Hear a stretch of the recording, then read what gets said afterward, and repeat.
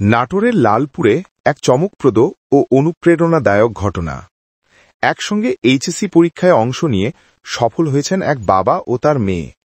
আর আশ্চর্যের বিষয় হল, ফলাফলে মেয়েকে পেছনে ফেলে বাবাই হয়েছেন এগিয়ে। ঘটনাটি ঘটেছে নাটোরের লালপুর উপজেলার গোপালপুর পৌরসভার নারায়ণপুর গ্রামে।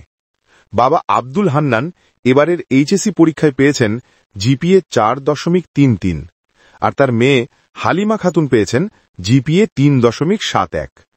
ফলাফল প্রকাশের পর বৃহস্পতিবার 16 অক্টোবর এই সাফল্যের খবর এলাকায় ছড়িয়ে পড়লে সৃষ্টি হয় ব্যাপক চাঞ্চল্য।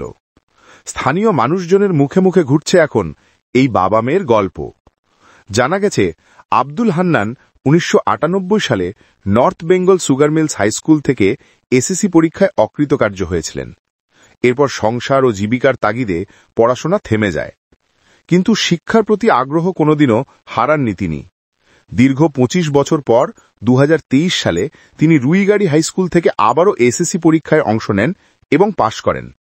এমনকি সেই পরীক্ষায় অংশ নিয়েছিলেন তার মেয়ে হালিমা খাতুনের সঙ্গেও। বিষয়টি প্রকাশে আসার পর তিনি স্থানীয়ভাবে ব্যাপক প্রশংসা পান। এরপর 2025 সালে বাবা ও মেয়ে দুজনেই একসঙ্গে এইচএসসি পরীক্ষায় অংশগ্রহণ করেন। বাবা হান্নান পড়েছেন বাঘা কাকড়ামারি কলেজে, আর মেয়ে হালিমা খাতুন পড়েছেন গোপালপুর ডিগ্রি কলেজে। আর ফলাফলে দুজনই সফল। বাবা এগিয়ে, কিন্তু মেয়ের চোখে গর্বের অশ্রু। মেয়ে হালিমা খাতুন বলেন, আমাদের পরিবারে দারিদ্র্য থাকলেও বাবার পড়াশোনার ইচ্ছা আমাকে অনুপ্রাণিত করেছে। আমরা চাই একসঙ্গে মাস্টার্স পর্যন্ত পড়াশোনা শেষ করতে। অন্যদিকে বাবা আব্দুল হান্নান জানান, ছোটবেলায় দারিদ্র্যের কারণে পড়াশোনা শেষ করতে পারিনি। মেয়েকে পড়াতে গিয়ে নিজের ভেতর আবার আগ্রহ জেগে ওঠে। আমি প্রমাণ করেছি বয়স কোনো বাধা নয়, ইচ্ছাই সবকিছু।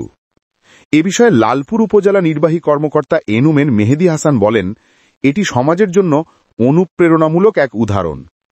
বাবা মেয়ে একসঙ্গে এইচএসসি পাশ করেছেন, এটি গ্রামীণ সমাজে শিক্ষার প্রতি ইতিবাচক মনোভাব তৈরি করবে। যে যুগে অনেক তরুণ পড়াশোনা ছেড়ে দিচ্ছে মাঝপথে, সেখানে এই বাবা মেয়ে সাফল্য শেখায় জীবনে কখনো দেরি নয়, যদি ইচ্ছে থাকে শেখার।